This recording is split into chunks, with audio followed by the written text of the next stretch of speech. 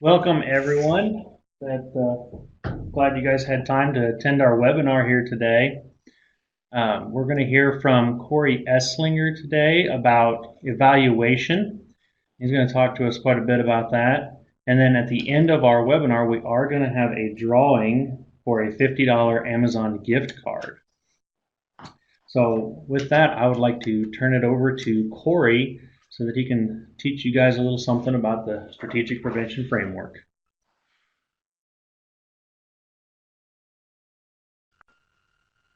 Yes, hello. Thank you guys for showing up today. We appreciate it. Hopefully today you will gain some information and maybe some helpful insight on the evaluation process. Below, we do have some links that we'll share with you throughout the day, and also a form, basically one of the CADCA primers that I'll mention later on towards the end of the session. So we'll go ahead and get started.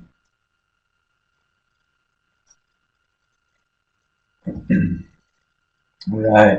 As Edward said, my name is Cory Eslinger. I am a prevention specialist with the Service Area 1, which include Atchison, Buchanan, Clinton, DeKalb, Gentry, Holt, Nottoway, and Worth, or the Northwest region of Missouri. I work with the Preferred Family Healthcare Prevention Department, and I am currently a mental health first aid instructor, as well as MAPS, or Missouri Advanced Prevention Specialist, and also hold my CRPS, Certified Reciprocal Prevention Specialist, as well, from the State of Missouri Credentialing Board.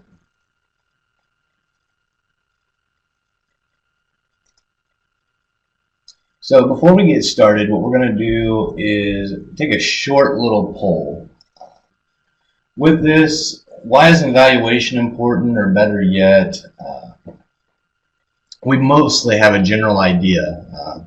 This poll is kind of to see who knows about and or uses evaluation, maybe on a daily basis or not at all. So we'll go ahead and open that, and we'll take a look.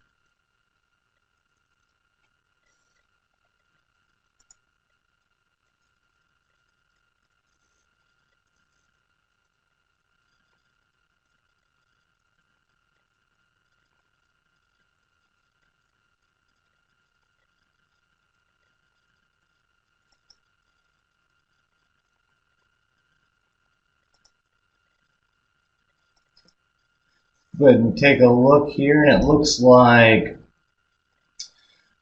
it's kind of split across the board. We do have a few that are trying to improve that understanding of evaluation and know that it's important, but may not understand some of the things behind it. And it looks like we do have about 40% of us that use evaluation all the time, maybe for the community. So, and that's typical. So what we're going to do is kind of take a look and further that information and see how we can use it and why it's beneficial. Objective for today, I want to cover what is evaluation, how evaluation is beneficial, why we should be using or doing an evaluation, and what does evaluation look like. We all have a typical understanding that, we evaluate the way things are, whether it's going to the grocery store or everyday life. But it looks very different depending on the community or the reason that we may be performing an evaluation.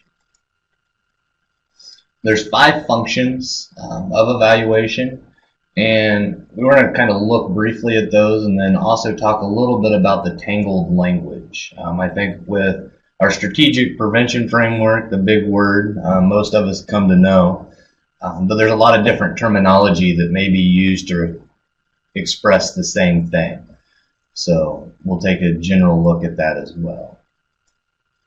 So some of the 5 functions used with evaluation is the evaluation process is going to help us with improvement with our community, with our coalition, different things, maybe even the way we do things. Coordination also holds accountability.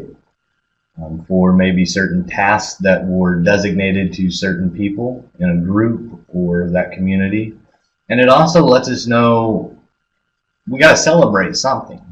So if we did a good job or if we've achieved a certain goal that we had set out, valuation lets us know that we're able to have a celebration and what we're celebrating. And it also keeps us accountable for many different things throughout the course of whatever the function is that we're doing. So, maybe we held an event and maybe somebody didn't follow through, or different things like that. And also sustainability is a big part of this as well. Because as we're evaluating, we're knowing what works and what doesn't work, or who we might need to bring to the table or have involved later on. And that's really key in continuing those efforts that we're working towards.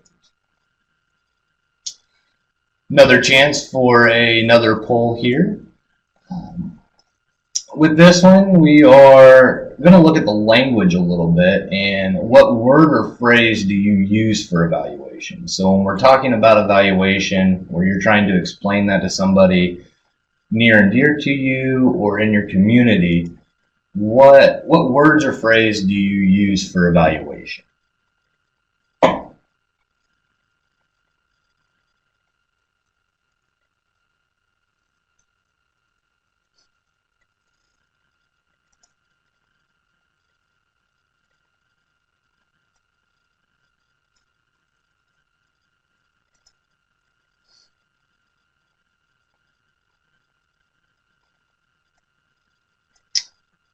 We'll go ahead and take a look at the results here, and it looks like most of us just use the word evaluation.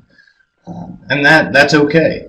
A lot of the times dealing with different grants or different funding sources, some of the evaluation aspect may be a different wording. And we want to try to make sure that we understand that this is what they're meaning. If they use a milestone or outcome, we're talking about evaluation. How are we able to measure that effectiveness that we've done?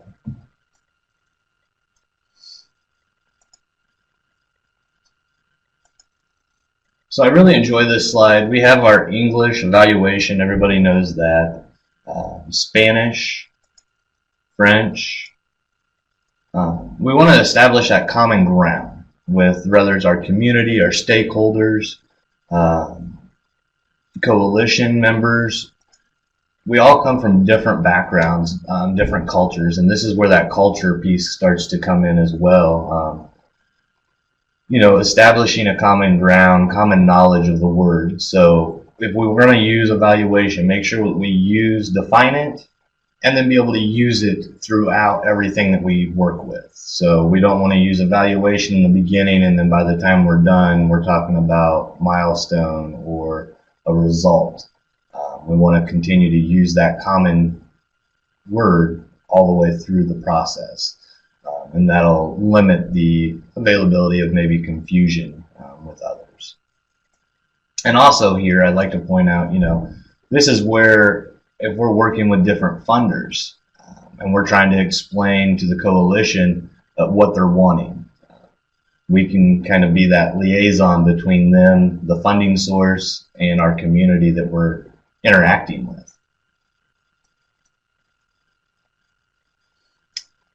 So something that's very important, we all know that we have a logic model, we have action plans, or maybe have heard of them. We may not have them, but we've heard of them. Another thing that kind of falls in that is an evaluation plan.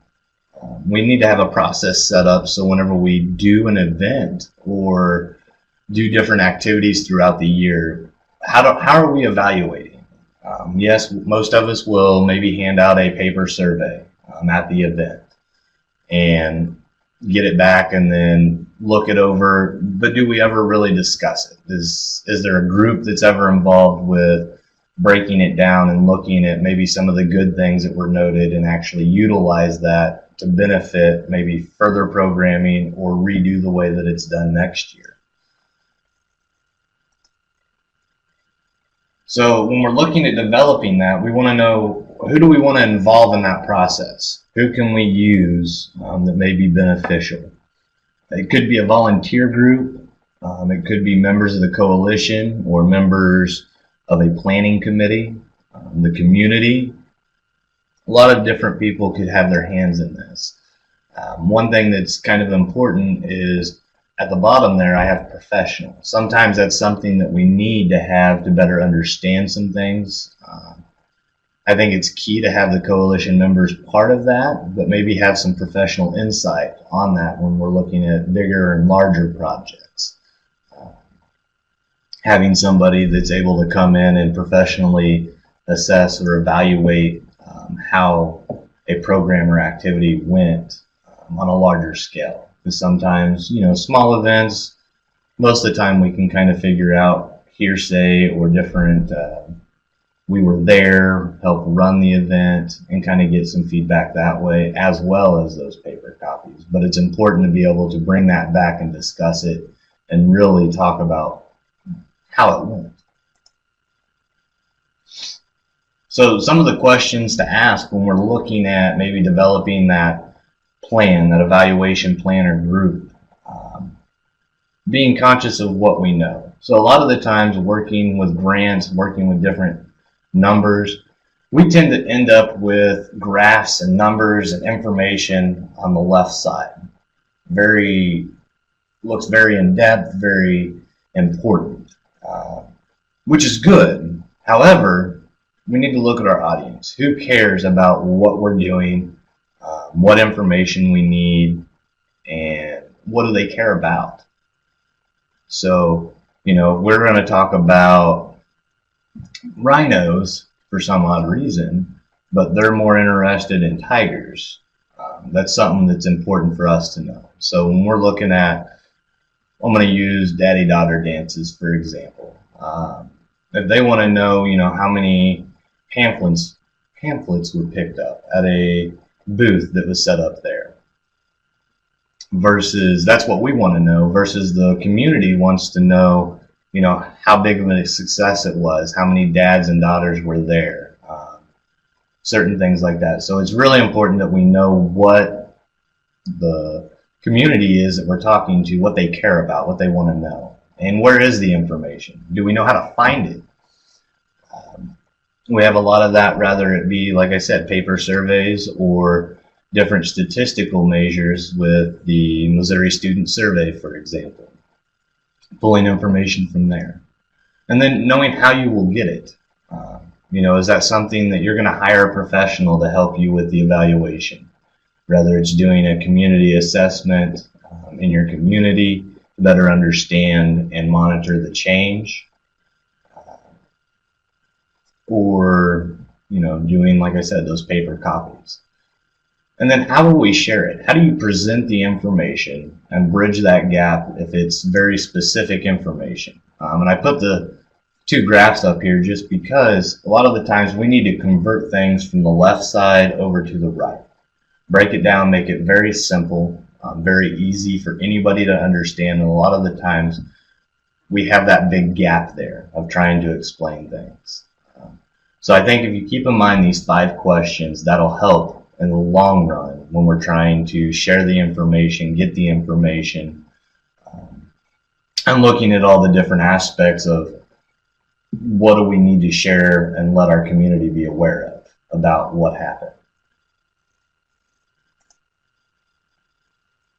This is one of my favorite slides because even in the prevention world, whether you're a prevention specialist, a community member, a coalition member, when somebody says, oh, we need to collect evaluation data. We have all these books, all this information, all this source, and eventually we just throw our hands up, get frustrated, and it looks like a big pile, whether it's on the desk, on the counter, on the table, on the floor.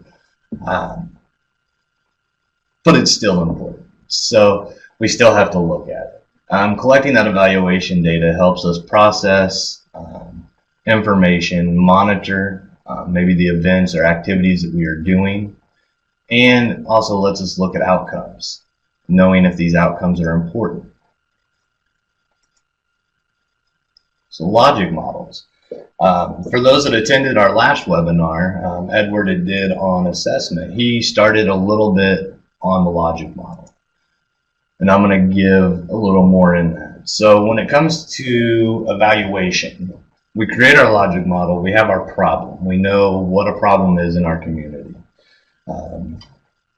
So I believe, if I remember right, Edward used meth, for instance. So for mine, I'm going to use young adults are using methamphetamine drugs. We know that is a problem. So a way that we can evaluate this problem is looking at our long-term outcome. And you could have different things there. So you're going to look at something that's measurable back to the problem. So it may be percentage of young adults reporting meth use decreases. But we also need to remember back to those questions. How are we going to get that data? Where are we going to find it? So making sure we have the information to be able to evaluate that outcome. But why? So those risk factors, things that such as meth is easy to make or meth is easy to get. We can evaluate that based off of our intermediate outcome. So what are we going to do to decrease the fact that meth is easy to make or easy to get?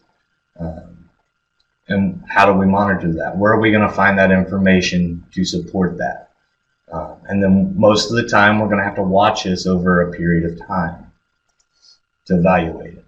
And then we have our but why here. So that's something that is specific to your community or your local conditions. And with that, you have your strategies, activities, and short-term outcome. And that's all things that can be evaluated. You use your short-term outcome to evaluate that but why here, your local condition. That could be activities that you're going to be evaluating. You know, we had a short-term outcome. Was it a strategy or activity that we maybe need to look at? Or do we have the means to affect that local condition? Very important when we're looking at that, trying to figure out and evaluate where we're at. So our little squiggly marks there kind of connect all those together in the middle. So compare and contrast, as I mentioned, prevention typically does not grant instant gratification. So we have to compare and contrast things over a period of time, months, years, depending on what we're wanting to look at. And that could look different, and it's going to look different in every community.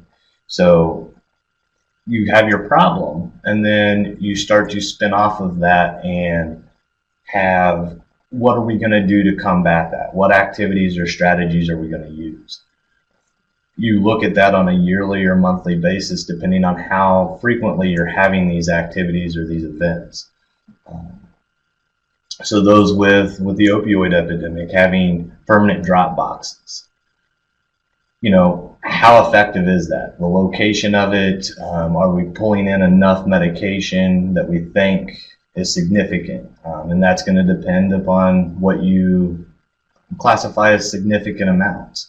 You know, in some communities, 10 pounds is significant. To other communities, you're looking at 200, 300 pounds, depending on how frequently you're doing pickups and drop-offs. So that's something you have to keep in mind when you're doing this evaluation. You may not compare to other communities, but in certain situations, if it's similar, we may have to compare to local conditions next to us or near us for supporting data to help us evaluate how that is going.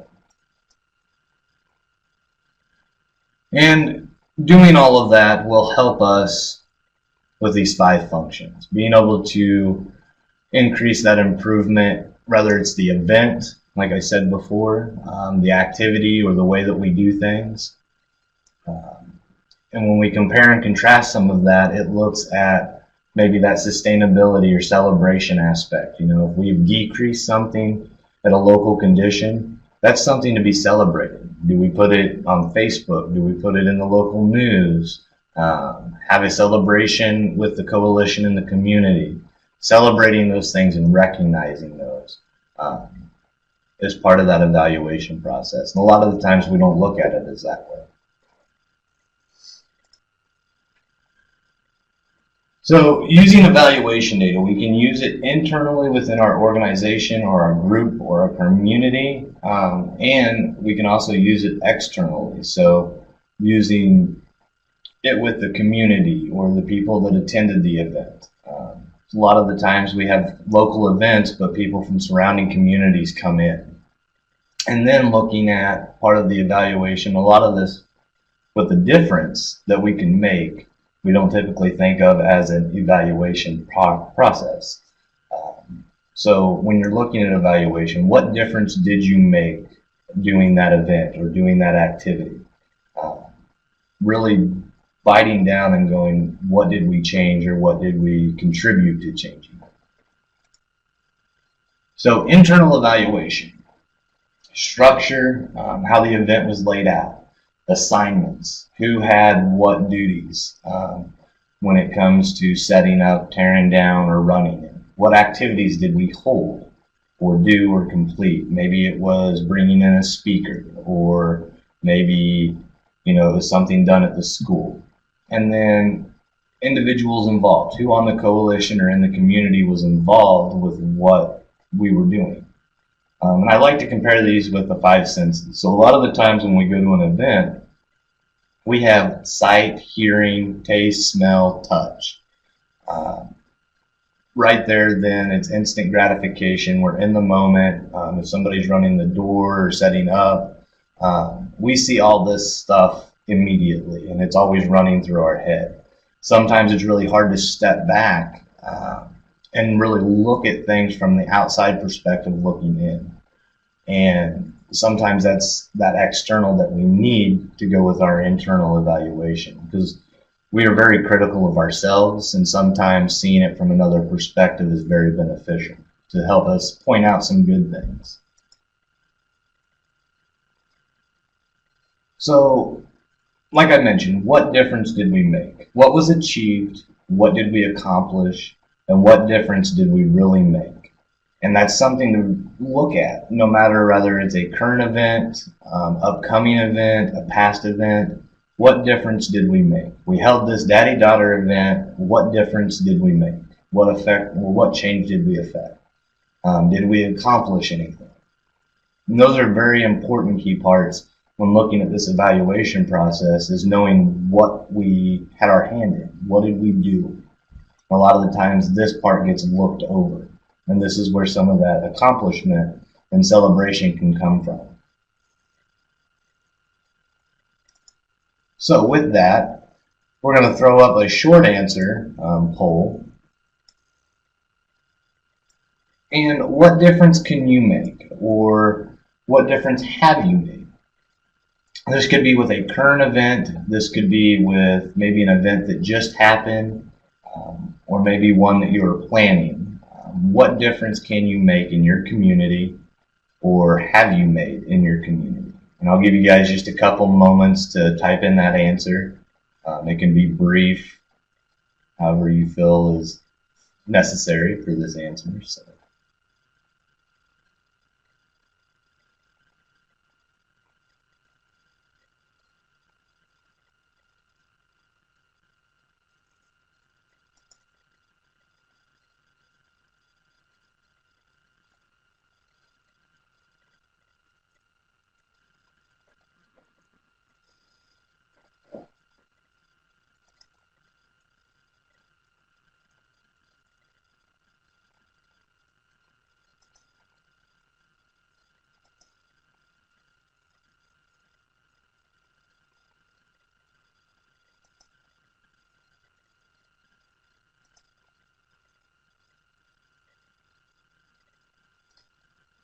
I think we've got just about everybody's answers in. I think there it was, I think. So we'll go ahead and display those results. But yeah, we've got some really good ones. Reduce youth substance use, education and resource availability. I really like this one. Assisted someone in need with household items. It's very specific. And being able to attach a number maybe even to that, assisted a certain community or X amount of people in need with household items. And I think that can go down through some of these others. Through car seat safety education, more parents will secure their children improperly while using a car seat. But it's getting down to that specific outcome or that difference that we actually made. Sometimes when we tend to go generalized, we may not know specifically what we were doing, or maybe we didn't have enough resources to impact that change like we wanted to. So that's some of the things to look at when you're evaluating. Very good. So I love this. I actually ended up putting this in my office, but wanted to share it. Thoughts of wisdom. Anyone who has never made a mistake has never tried anything new. Remember, in prevention, we have to fail to succeed. Very rarely in life or work do we get it right the first time. And I think it's very important to know that that's why the evaluation process exists.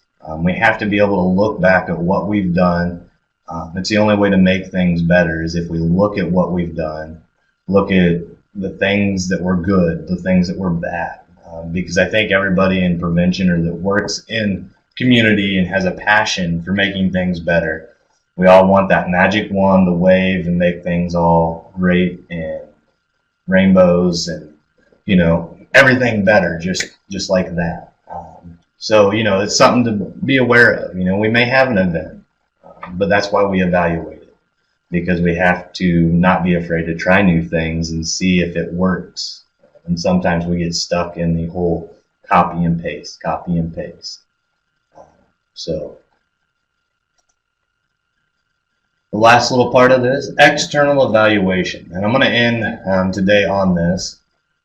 When you're at community events or hosting a community event, different things like that, asking them, did you take our survey? Or having that survey available so they can take it, something that's simple. Looking at your survey, what do we want to accomplish out of this? What do we want to know? Going back to those questions. Who cares about what? What information are they wanting? And how are we going to broadcast this? Do we want to make it available to the participants? General things like that. So being able to know, who's going to be there, who can we get the survey to, how are we going to do it? We're in a social media world. Is it something that we're going to do online?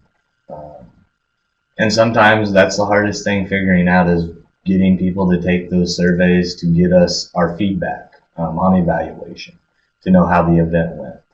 So that's where we start to get creative and ask people maybe at the event, how was it? Did you have any tips or things that we could do better? Getting that verbal communication in as well is also okay as evaluation goes. So, all right.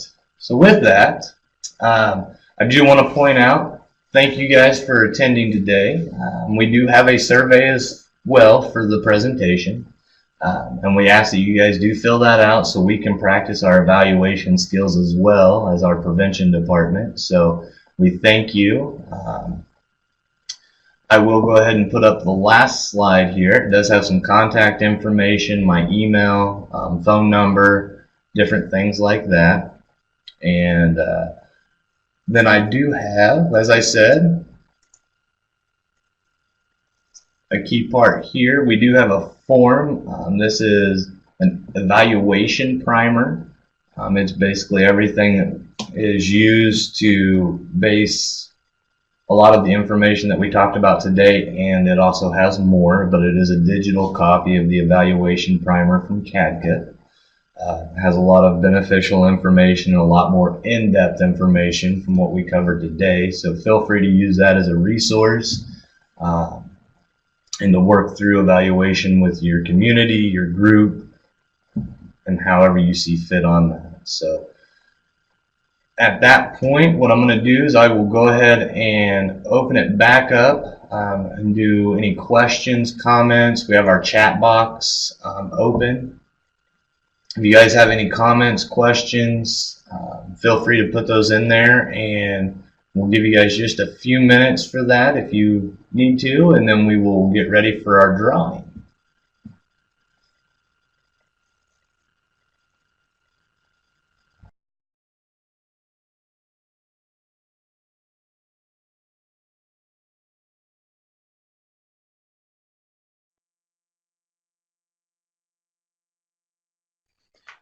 Okay, well, thank you, Cory, for that information. I hope everyone was able to get something out of that they can use, and hope that it will help your communities grow a little.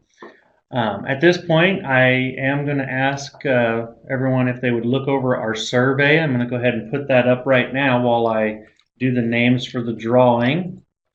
And it should be coming up on your screen right now. If you could just give me a couple minutes and do that for me, I'm going to draw a name for our $50 Amazon gift card.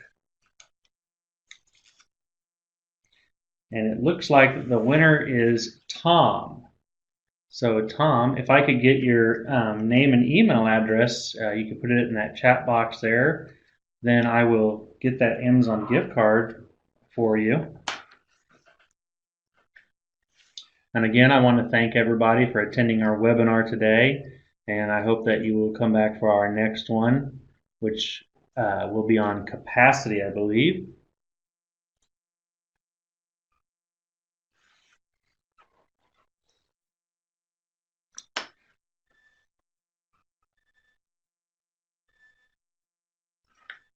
And thank you again for attending, and we hope to see you next time.